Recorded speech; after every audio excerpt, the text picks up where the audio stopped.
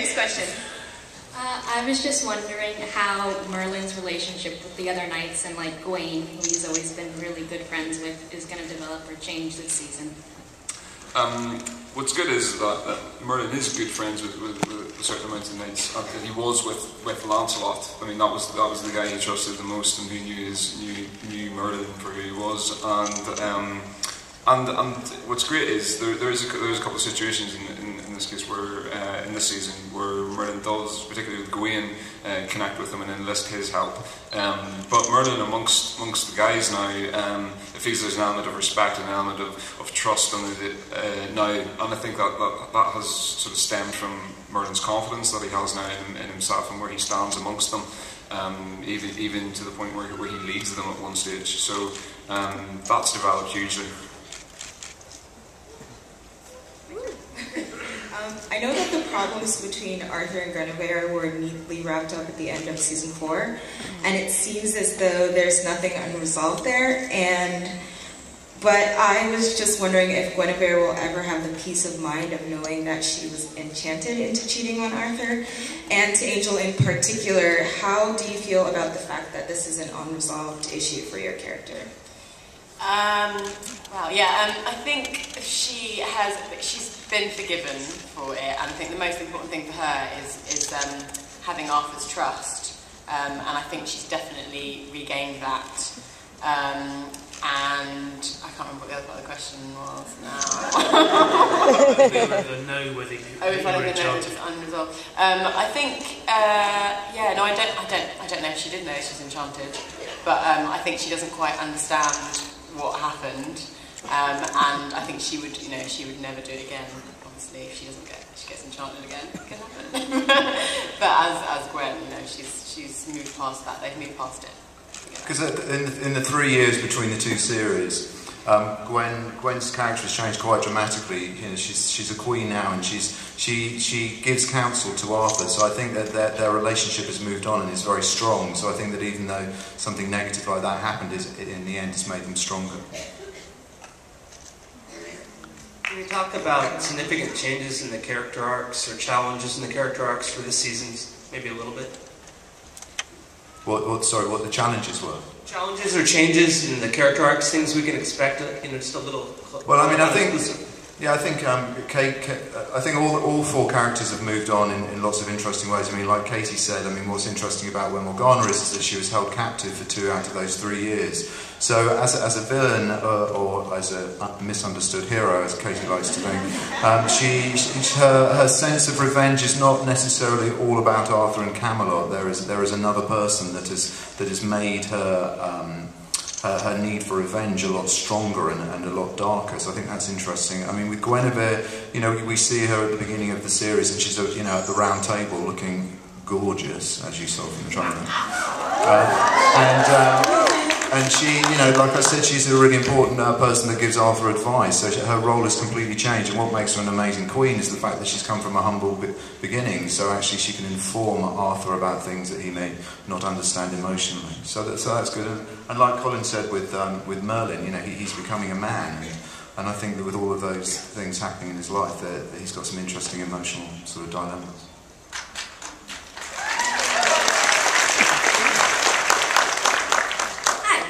I'm curious to know if the enchanted bracelet's going to come back. No. No, it's not going to come back. No, it's been vanished forever. It's to be found and seen again.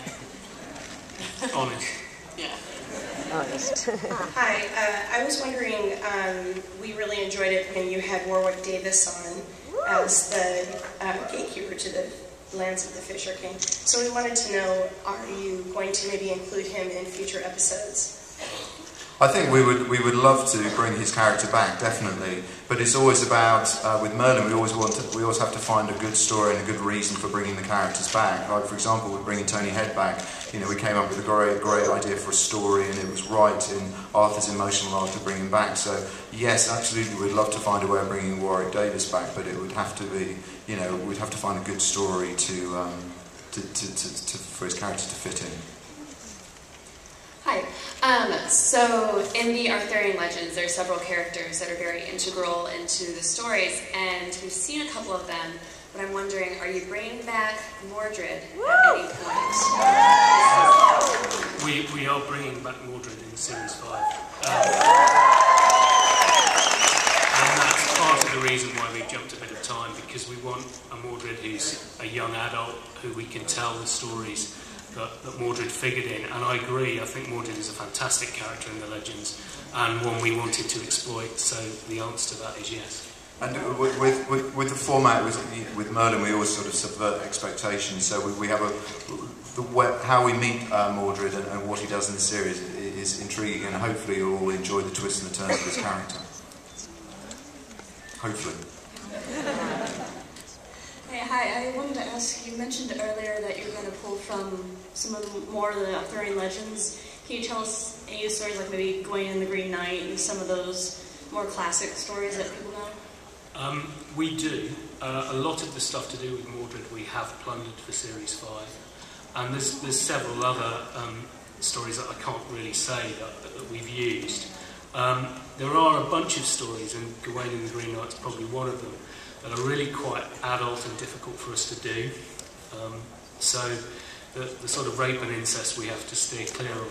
But the rest I think we're gradually working our way through, and Mordred has opened up quite a few stories that we do use. And of course we've got the Knights of the Round Table, so we do, we plunder those legends as well, which is great. Alright, now that Arthur has his Guinevere, when is Merlin going to get his? I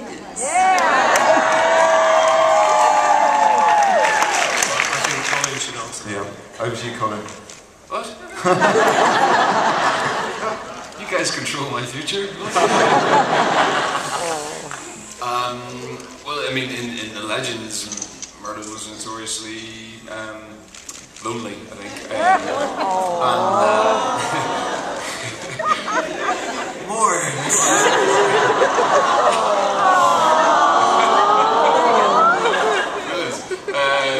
But no, he's that's one of his obstacles, isn't it? I think that he is lonely, and he can't confide in anyone, he can't talk to anyone, and that the love that he had and that he has had was lost or cut short or ended in dramatic ways. So I suppose the rumour's gone around that anyone who gets to love Merlin dies. So no one will come near me now. So,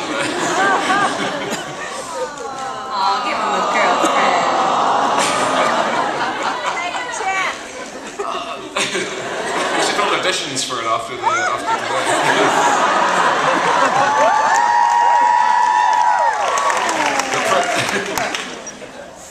Hi, I was wondering, what's your favorite part to portray of your character, whether you're kicking butt or being goofy or being emotional? For me, it's a combination of all of them. It's the challenges of all that combined. It's the emotion, it's the variety, it's the action, it's everything combined. I think is the joy of doing this job. I can't even call it a job. It's an experience. This experience that we're doing is a huge pillar in my life. So it's the appreciation of that I relish. Is this for all of us? Yeah. For me, actually, this year, what I'm enjoying the best is that I'm getting to interact with Angel and Colin and Bradley a bit more. I was kind of isolated last year, so in a very special seat. I know. That was me trying for it, because Colin got it, but obviously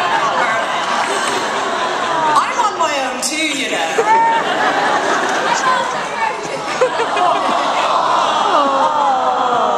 You should have an awww-off. No. I would blatantly lose. The show's called Merlin.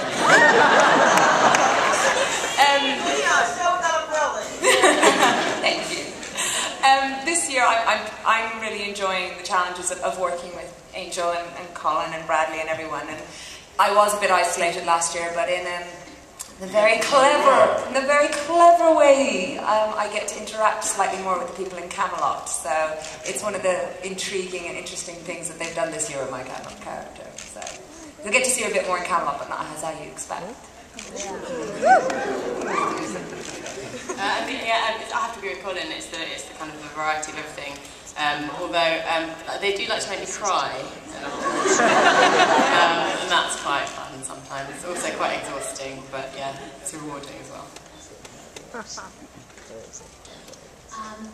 So I have a question for Katie and Colin pertaining to your roles as Morgana and Merlin. And I've noticed that your banter is really great, and it's funny, but also really dramatic, and with the whole glaring across the room and all that. Anyway, and then that really great scene in like A Servant of Two Masters. How was that like for you as actors, and are we going to see more of that? Yeah, we have confrontations, don't we? So we could have an all-off again. But no, we do. That's what's great about our Merlin and Morgana's relationship's always charged, because there's a history there, and there's also an unknown thing between them, and that's she doesn't know what I got. And, oh, I think she does.